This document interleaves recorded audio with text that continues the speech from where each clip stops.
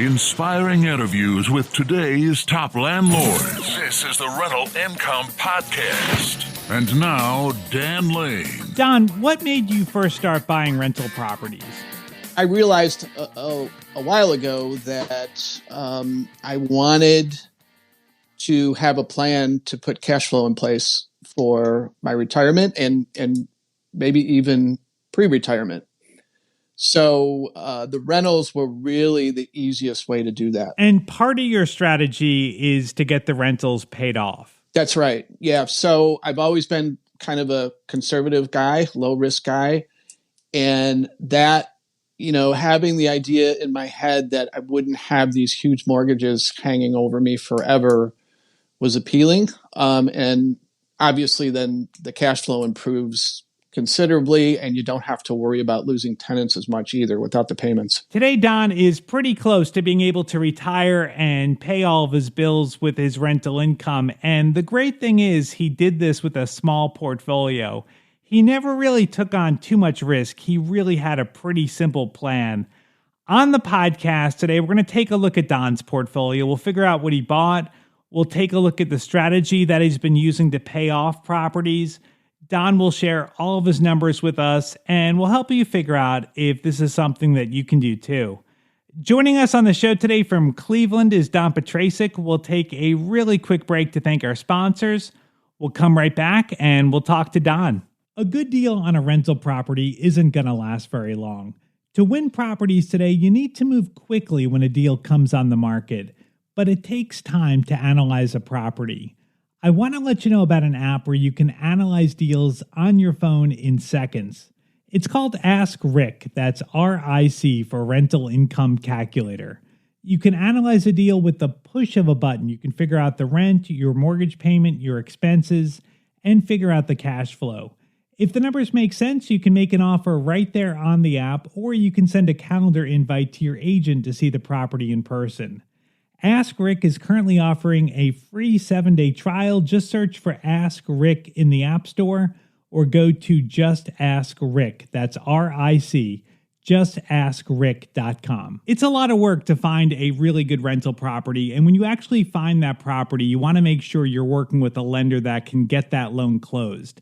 The lender that I recommend is Chaley Ridge from Ridge Lending Group. She's a nationwide lender, and her specialty is helping investors finance rental properties. She has a ton of loan programs, and she can find something customized to you for your situation. If you want to find out more or you're ready to get started today, just go to ridgelendinggroup.com. That's RIDGE lendinggroup.com. NMLS 42056. Rental Income Podcast. John, let's kick things off by taking a quick look at your portfolio. Yeah, sure. So right now I have 7 properties.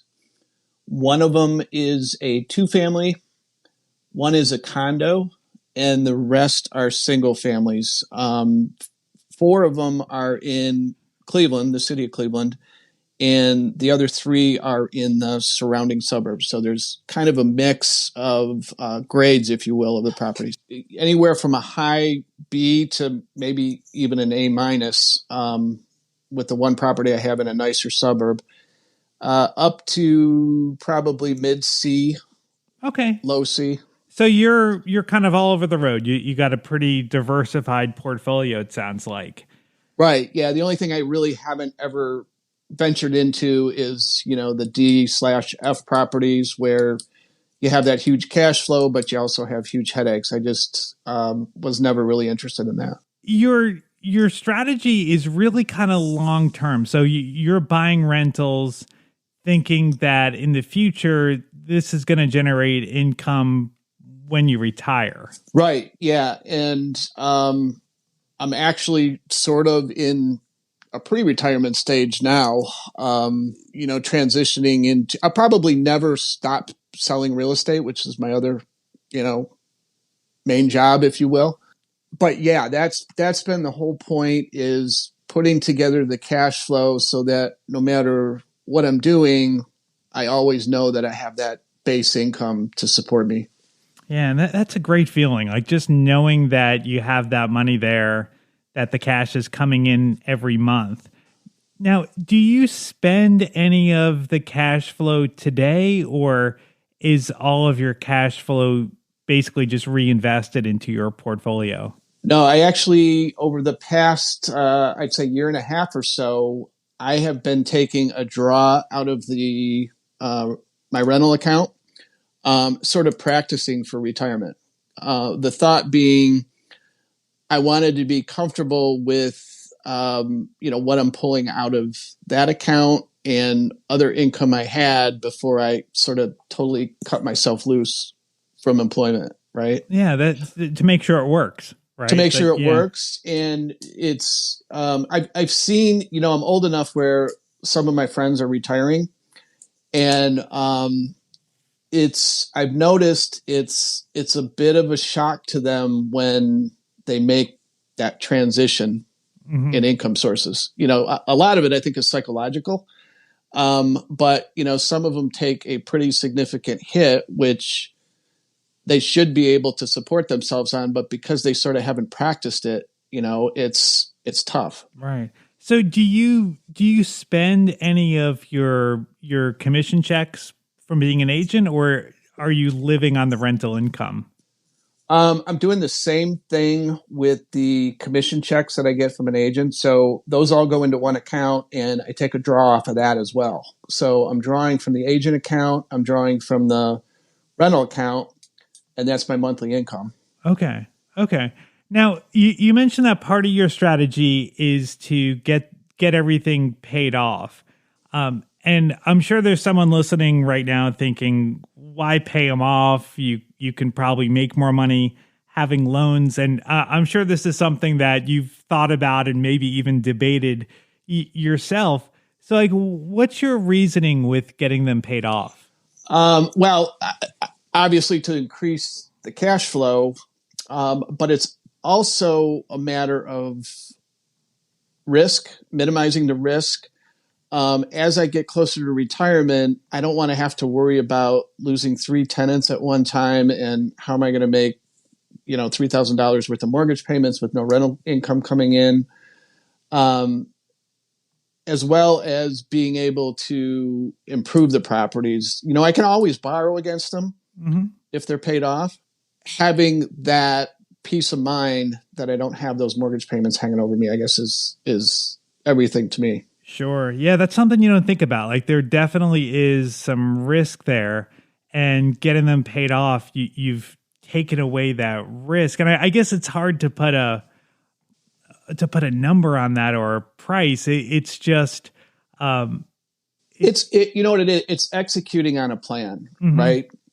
I just got off the phone before this with one of my clients who's a lot younger than me, and I said, for you, I think the immediate target, excuse me, is creating enough gross income or maximize your gross income now, and then at some point sort of stop and start paying down those mortgages. You're only going to wind up with a certain percentage of that gross monthly income that you can spend, which for me is generally around 60% with a paid off mortgage, Mhm. because you've got taxes, repairs, that sort of thing. So that the higher you can go when you're starting out, the better off you're going to be.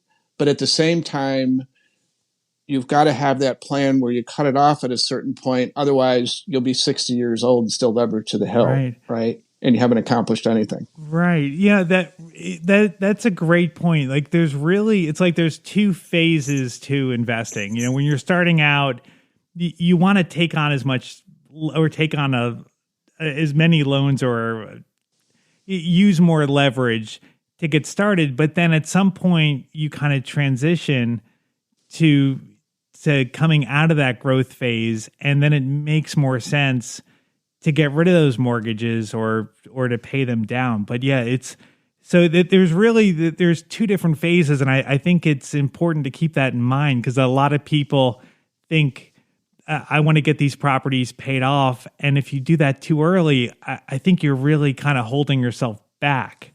Right. Right. Because you never really achieved that maximum gross rent income that you could have if you would have kept going for a little while. Now, I'll tell you too, a couple of my friends were really into the leverage idea. This was mid 2005, 2006, and they thought I was crazy to be sort of, I was buying at that point and trying to maximize my monthly rental income, but I only bought up to a point, and these guys were just going crazy. They were buying 3-4 houses at a time. Well, most of them crashed and burned during 2007, 2008. Two of them had to go back and get regular jobs. They were doing the rent to own type thing. And that really, again, sort of illustrated the point to me. Like you said, yeah, leverage is great. You need to use that to get started and to kind of move yourself forward. But at some point, you got to pull back a little bit. So how did you decide that 7 properties was a good number? I'd like to say that, Dan, that I had this 18-page strategy and I execute on it perfectly. But it just, I have bought and sold a few properties.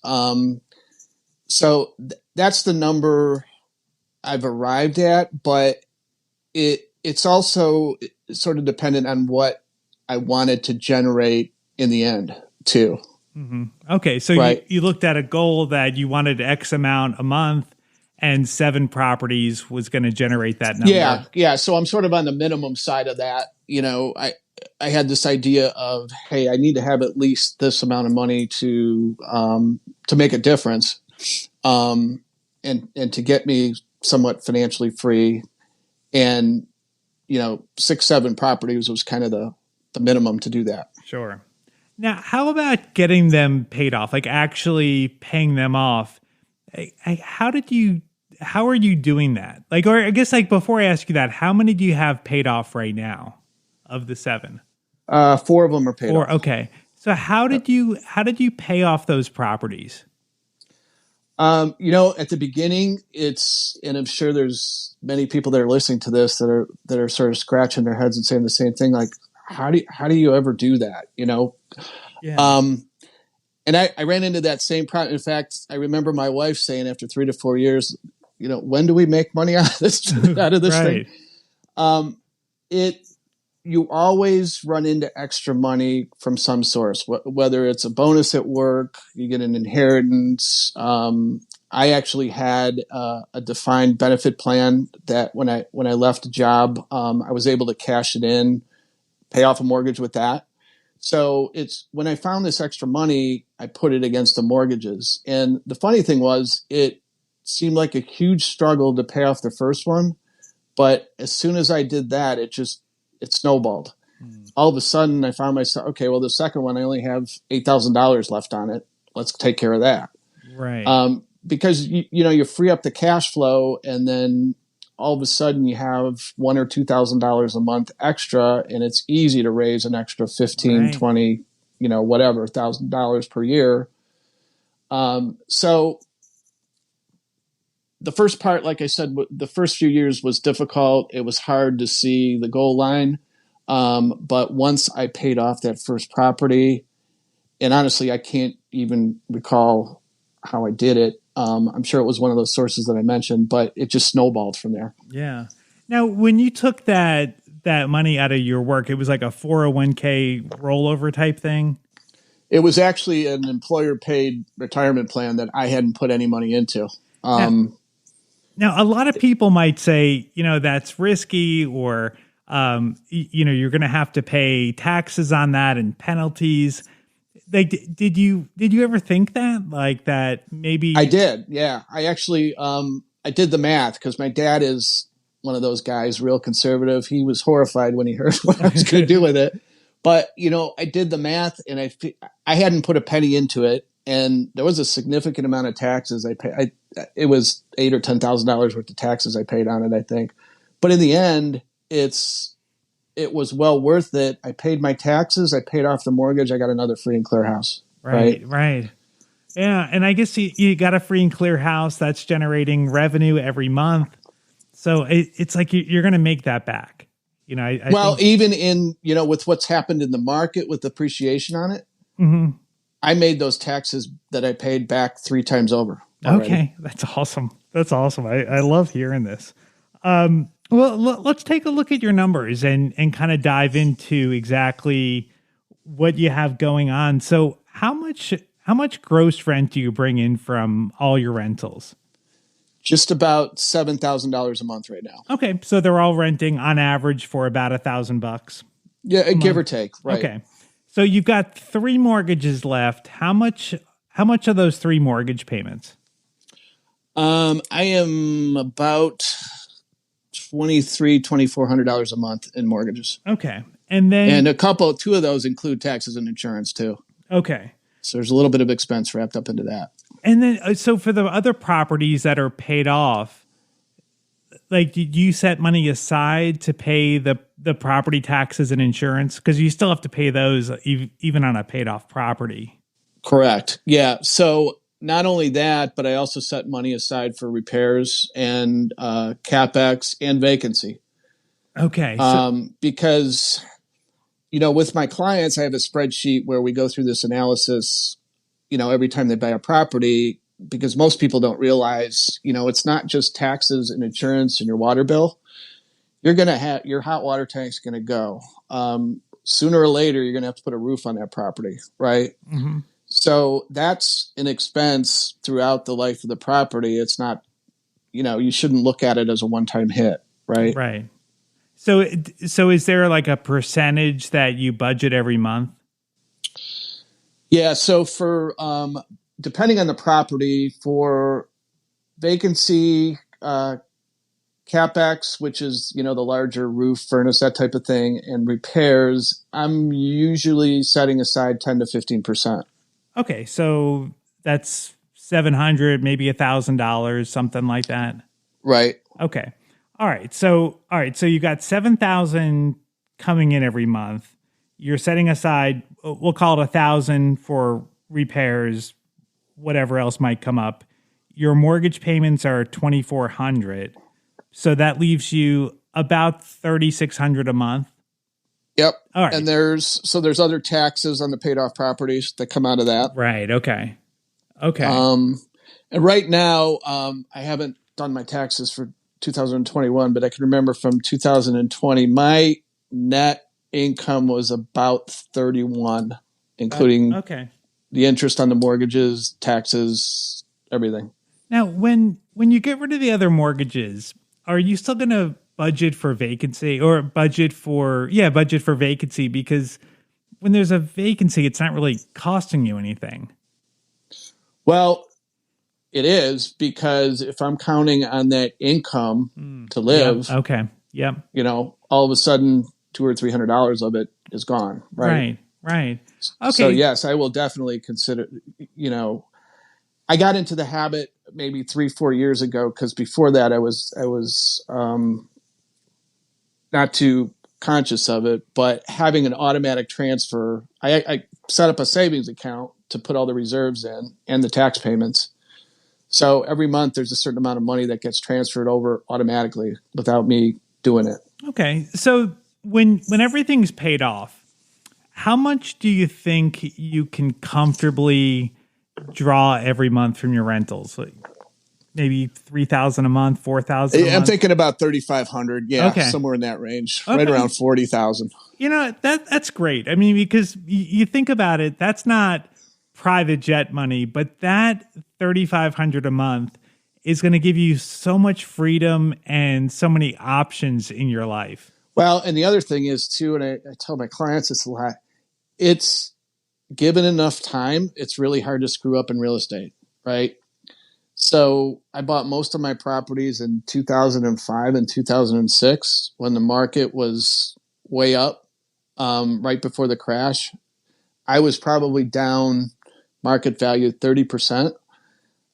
Fortunately, I set them up so that there wasn't really any cash flow, but what I was getting covered the mortgages and expenses. So it wasn't eating me alive either.